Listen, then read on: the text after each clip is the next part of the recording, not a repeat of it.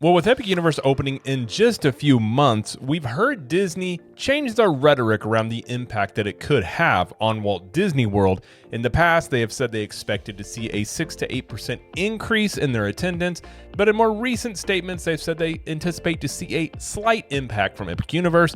And now we have Disney executives discussing the importance of the Disney bubble as they invited some media this past week to discuss this topic. I will say the timing of this is rather interesting to bring this up, and perhaps Disney is a little worried that the bubble, if you will, is not looking as strong as it used to. So for today's video, we're going to read through an article that discusses what Disney talked about in a press release along with this and get some thoughts on it. So hi, I'm Jared with Capture the Magic, and this is from Blog Mickey, and it says Walt Disney World execs discuss the importance of the Disney bubble. In a panel with invited media this past week, Disney executives discussed the importance of the Disney bubble as it relates to the Disney vacation experience. The discussion couldn't have been more timely, as Universal Orlando Resort hopes to pierce the bubble this summer and entice vacationers to their brand new theme park, Epic Universe. Here's what Disney execs had to say via a press release. It says a Disney vacation can be the culmination of a dream for many guests in what's known as the Disney bubble. To fans, guests embrace nostalgic memories and create new ones from arrival to departure. It's the idea of having an all-encompassing experience while guests are here, allowing them to visit the parks, stay on site, dine, shop, and use transportation without ever leaving property. Well, I mean, you had the Magical Express that really, I would say, was the biggest Disney bubble asset you had in many ways, but that is no longer there, but okay. I think I first heard the term from our guest voice when we would ask them, why are you booking? Why are you coming back? Allison Armour, Vice President of Resorts Operations, said. Armour oversees nearly 29,000 rooms at 25-plus resort hotels and previously led the resort's integrated transportation system, so she's acutely aware of how high the stakes are for a first-class guest experience. I just want to point out, this is yet again another press release where they're listing out the amount of resorts and rooms and like dining establishments that they have. I noticed this right when they started running commercials, basically to, I guess you could say the commercial was combating Epic Universe in a way, as they had the Disney Worlds commercial. And in that one, they were really listing off the amount of things that they have, which I don't recall in the past them doing that. They could have. I just don't recall it. And we've seen a lot more of that verbiage going forward. It's the anticipation and the expectation that they're going to live in the magic. And that's what they walk away with, the feeling of immersion in our story from beginning to end, she explained. To do that really requires all of us united to make that happen. They are going heavy on the magical language. Chelsea Philly, Vice President of Customer Experience and Commercial Strategy, shared that demystifying the planning process, especially for first-time visitors, is key. Guests want to feel confident about their choices so they can enjoy themselves when they arrive in the bubble. I mean, given that the Disney experience has only gotten more complicated as time has gone on, I don't know how much of a priority that has been. I've often said, I feel really bad for people that come to Disney without doing the homework, if you will, because it is not a simple vacation destination. If you show up and just thinking you're going to go to a theme park and you're going to ride some rides and do some things, you will learn quickly that it's not so simple, and you're going to be left probably pretty frustrated if you don't know that you need to use an app. If you want to do lightning lanes, you got to schedule those out. You needed to actually probably get those ahead of time. Just everything with a Disney vacation is not simple. So I would say for first-time visitors, I would say you need to continue demystifying that planning process. Just it's something that's been around and only gotten more complicated as time has gone on. You can truly do everything here, Philly said. The bubble is what makes the magic, and you want the magic to feel like I'm making the most of my time here. Philly spoke about the challenges of operational complexity during the COVID-19 pandemic. Why are we talking about COVID in 2025? Disney heard loud and clear how these decisions impacted guests, and as a result, the customer experience team was born. Philly said the team holds the responsibility for understanding the drivers of complexity and looks for meaningful solutions to alleviate it during a customer's planning and booking process. Wait, so this customer experience team was born after COVID-19 because of decisions they made that impacted guests, and the goal of this is to simplify a Disney vacation. I've personally never heard of this team. I didn't know this was something that was formed after COVID. I just wonder what they're doing. I mean, again, it's just a complicated vacation. It's kind of the nature of what it is. You know, I've often said, I wonder how many people inside of Disney, higher ups at Disney, have ever actually tried to plan a vacation, a Disney vacation, and how the current system works. Have they gone through it all, seen how complicated it is? Because I think if they had, they might sit there and say, hey, this is kind of weird. We need to simplify this. We need to change this. It seems to me a lot of the Disney processes are just things that you talk about in a boardroom, you say, yeah, we're going to introduce this, and you don't really put it into perspective of already the complicated nature of the vacation, and then you're just adding extra steps into it. So they have done some things to simplify it. I do think the Lightning Lane offering was better than Genie Plus in the fact that it was more normie friendly, if you could say, like people that don't go to theme parks a lot. I think that system is better. It's very similar to Fast Pass Plus. Outside, I guess you could say Premier Pass would be something that would simplify it, but you're also talking about spending $400 per day at Magic Kingdom for the ability to use that. That is a simpler option on your vacation, but it also comes with a pretty hefty price tag to do that. I find this whole press release to be just strange. They said, offering our thoughts now. I think it's fair to say that the Disney bubble has never been more fragile. Well, I think that's why all of a sudden they're talking about the Disney bubble. I've also never really recalled Disney themselves referring to the Disney bubble. It was kind of always something, you know, guests and fans would talk about, but this is the first time, at least that I can remember, where they're actually talking about the Disney bubble as if it's something that they've always sort of like been after or implemented. There isn't a lot on the horizon for Walt Disney World in terms of new attractions. That is very true. Although Disney is trying to roll out entertainment offerings, which are easier to debut in a pinch, and Disney is in a pinch. I agree. Epic Universe isn't going to dethrone Magic Kingdom as the most visited theme park in the world, and it may take a couple of years to surpass other Walt Disney World theme parks, but it will be popular. That said, the addition of Epic Universe isn't just a single park. It now brings Universal's theme park count to 3 theme parks, 4 if you buy into the marketing pitch that the Volcano Bay Water Park is a theme park. I'm not looking to pick that fight, but Universal says they have 4. Technically, they have 3 theme parks and a water park, but it's a fantastic water park, the best themed water park I've ever been to. But either way, they have 4 things you can do there, 4 theme parks or 4 parks you can visit. And with reasonably priced hotels, a Universal Orlando vacation has never looked more tempting. Well, I would say when he says here, it may take a couple of years to surpass other Walt Disney World theme parks, I don't think it's having any trouble bypassing Animal Kingdom. I think the real question this summer, and I do agree, they're not going to dethrone Magic Kingdom this year. I'm very curious, Hollywood Studios and Epcot, how those fare. Because again, this is something we've talked about on this channel a lot, is how are the guests coming in for Epic Universe? How are they just going to Universal? Are they also coming over to Disney? I think a lot of them will, but they may not come for as long as they used to. And obviously, a lot of people are going to choose Magic Kingdom. That's the #1 theme park in the world, according to attendance. But the other parks are the ones that bring into question how many people decide to go to Epcot, Hollywood Studios, and Animal Kingdom. Again, I think Animal Kingdom is going to get hit the hardest. It's been getting hit hard on attendance the last few years to begin with. It's going to be under construction already, and there's not that much stuff to do. So that is one of the first ones people are just going to drop off if they're not spending a week at Disney, which I think from Disney's own discounts they just released last week, we're basically seeing them probably not like the bookings that they're seeing, because we've seen 50% off kids tickets.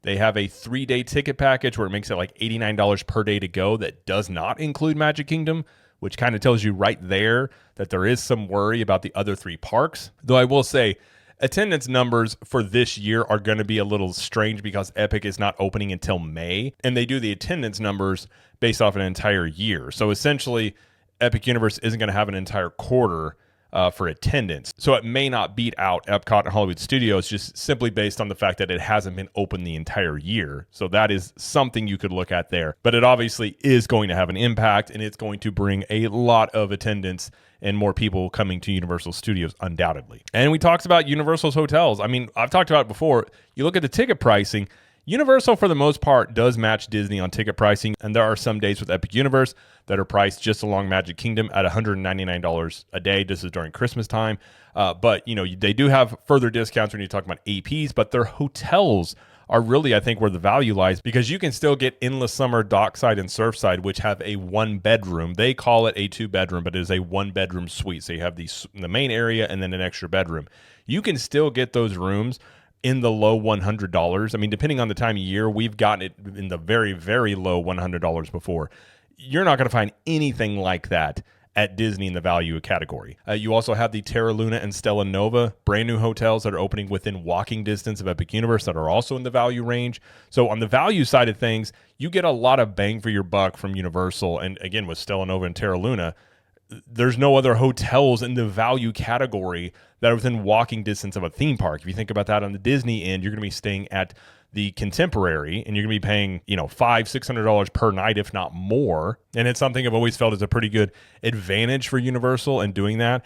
And I do like Universal's, especially their values and moderates. I think that they are very well priced. They have interior hallways. I'm not a big fan of motel style hotel rooms, which is what Disney's values and moderates for the most part are. So right off the bat, I do like the interior hallways better. And the pricing is just really hard to beat. And it's enticing for a lot of families that are tempted to look, especially with Epic Universe.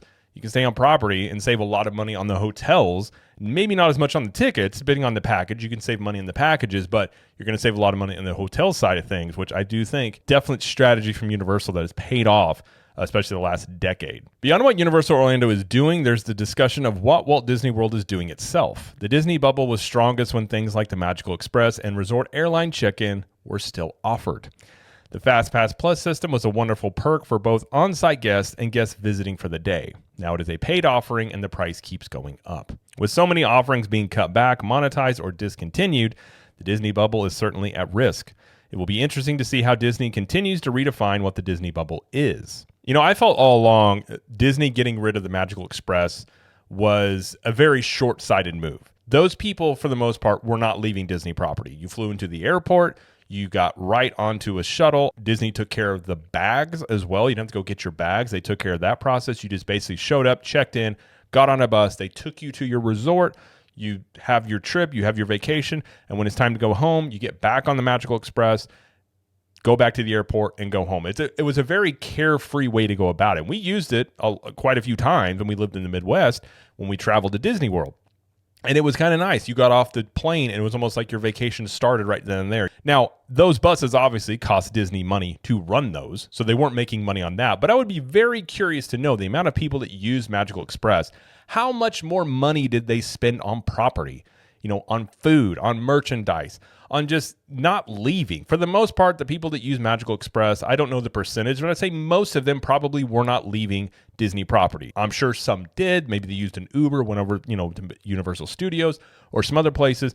But I've always felt like it was a short-sighted move in that on a spreadsheet, it probably showed, well, this is costing us X amount of dollars per year. Let's just get rid of it.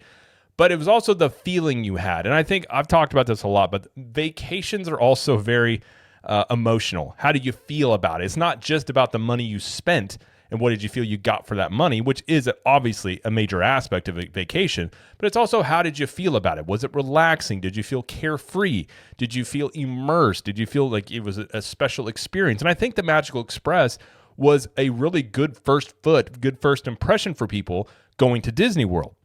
And it took care of a stress that you didn't have to worry about. And people trusted that they just, get on the bus and be fine.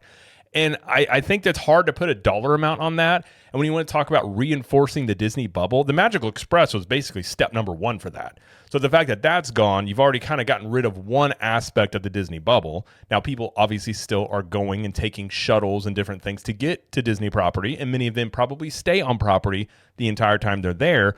But it's not the same thing as something that basically Disney's like, we'll take care of it for you, keep you on property, and make more money. And whether or not they made more money on people that were staying on property that way, how much more of an impression did it make on people wanting to come back? As that was part of it. It was a perk of having the Magical Express. And the Magic Bands as well. That used to be a thing people enjoyed. You booked your trip, and then before your trip started, your Magic Bands were mailed to you, and you kind of got them a couple of weeks before your trip, and then people got excited for their trips. And then they fly in, and they get on the Magical Express. So it's almost like their vacation had stages. It was almost like they're getting prepped for it and getting excited for it. And I feel like a lot of these things have been taken away, and I think a lot of it is just due to short-sightedness and what I call just spreadsheet management, which is looking at every single bullet item and saying, how much does this cost us? Do we need to cut this? Yeah, it's not making us money. Get rid of it, and let's just do things that make us money. And while obviously certain businesses can operate that way better than others, I think when you're talking about a vacation, especially like a Disney vacation, so much of it is based on emotion, nostalgia, and little things on a trip that a cast member could do for people that made it feel special that would make them want to come back. And if it is true, what the Wall Street Journal has reported, that the guest intent to return numbers have been dropping, that Disney has been seeing, I do wonder how much of this is the little things that add up. Obviously, we can talk about the price increases. That is a big part of this. And also with that, how much of what you're getting with the Disney vacation has been declining along with the price increases. That's obviously going to be a major aspect of this, but how much of it is the little things that Disney used to do that they no longer do? And it's really easy, again, to just look at these things, take them away and say, well, we're making more money because we don't have this expense or that expense. And we introduce this thing that is a new revenue stream. And you're just nickel and diming, microtransactioning people basically on their vacation. And a lot of people don't like that. They just want to be able to go on their trip, enjoy it. And yeah, they're going to spend some money, but they don't necessarily want to feel like at every turn they're being charged extra for this and extra for that, or having to plan an extra thing on top of an already complicated Disney vacation experience. These are things that I do think have been overlooked over the years.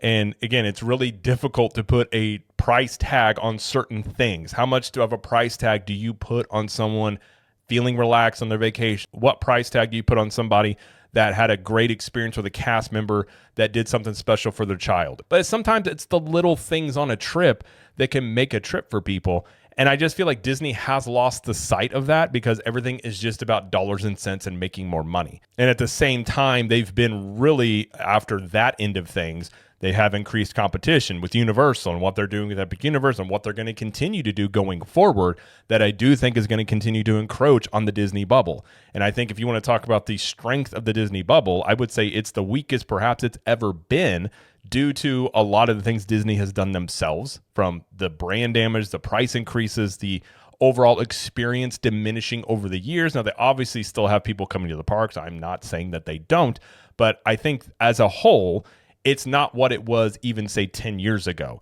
And I think Universal as a whole is not anywhere near what it was 10 years ago. It has improved as an experience. And obviously it has things that people want to check out, the Wizarding Worlds and a brand new theme park, Epic Universe.